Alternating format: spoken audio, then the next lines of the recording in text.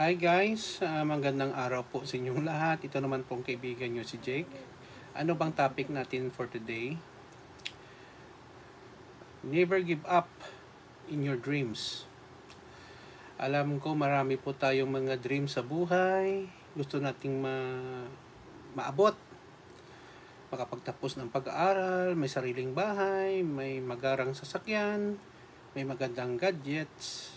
Pero minsan guys, mira po maabot ang ating mga ambisyon sa buhay kung hindi tayo mag hard work, disiplina, pananampalataya sa Diyos, at piliin natin ang mga tao sa ating buhay. Napakahalaga yon. Ang swerte para sa akin ay small percentage lang, siguro 10%, 90% hard work, at saka napaka-importante din mag-pray. Humingi po tayo ng gabay sa ating Panginoon. Lahat naman tayo naniniwala sa Diyos except for sa mga atheist natin na mga kapatid. At iset natin ang goal sa ating mga dreams. Ano ba ang dream natin? Isulat natin sa papel. Kung kaya mo i-memorize mo. Dahan-dahan gawin natin ang ating dreams maabot. Paano po?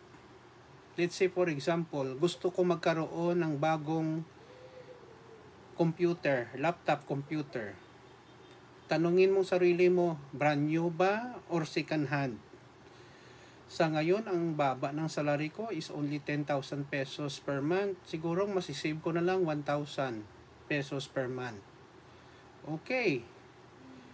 Magkano ba ang budget mo sa laptop na computer na gusto mong bilhin na second hand? Let's say 8,000. Oh, pag-ipunan mo 1,000. After 8 months, may 8,000 pesos ka na at bilhin. So, pag-ipon mo, mag-separate ka ng 1,000 pesos per month, disiplina yon. Hard work, nagtatrabaho ka ng maayos, hindi ka nag-absent palagi, hindi ka masyadong nagkakasakit, you are a very obedient employee to the company that you are working, private or government. Kung may sideline, magtabi ka ng kaunting pera, siguro sa tingin ko hindi naaabuti ng 8 months maka 8,000 pesos ka. Pwede kang pumunta sa mga nagbebenta or sa tao, no? But siguraduhin mo na ang binibenta nila ay gumagana. Kasi based on my experience, bumili po ako ng karamihan ng mga laptop ko ay second hand.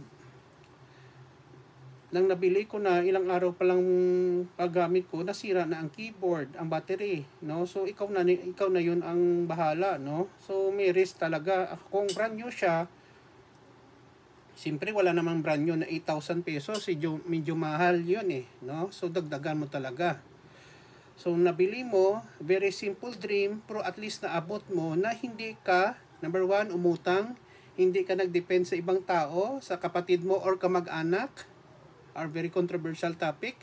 Pahinga muna tayo dyan, sabi na nag-request sa akin. Marami kasing natamaan eh. So, bahala sila dyan. Nabili mong laptop, na-installa mo, pinalinis mo, nagamit mo, and then, you reach, no? Already your goal, no? Sa buhay. Napakaganda, no? Maybe sa ibang tao, ay napakasimpleng dream na lang yun. Sa inyo simple, pero sa akin, dream na yun, no, na gusto kong abutin. Sometimes, ang ating mga dreams, dapat po reachable po. Hindi po tayo pwede mag-dream na sobrang taas, na bumili ka ng luxury car kung ang trabaho mo ay isang sales boy. Naku, imposible yun, at least magnakaw ka.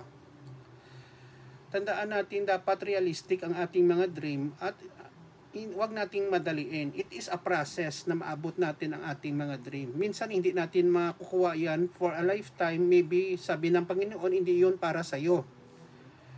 Okay? So, wag malungkot. Normal lang malungkot, umiyak, minsan hindi natin maabot, pero that's the reality of life. Hindi lahat ng gusto natin, guys, tandaan nyo, makukuha natin. May mga kasawian tayo, may mga disappointments, no, na hindi natin maabot sa tao or sa mga bagay, but the end of the day, you will realize na hindi yan para sa atin. Yun lang po guys, no? Never let your dreams die, no? Huwag po tayong mawalan, no, ng ating dreams, no? Kasi ang dreams, ang bawat isa sa atin ay may karapatan mag-dream sa ating mga goals sa buhay. Yun lang po guys. Maraming salamat sa inyong panonood sa akin sa Facebook page at saka sa YouTube channel ko. Kita-kita po tayo sa sunod na video. Ito naman po ang kaibigan nyo si Jake. Paalam guys!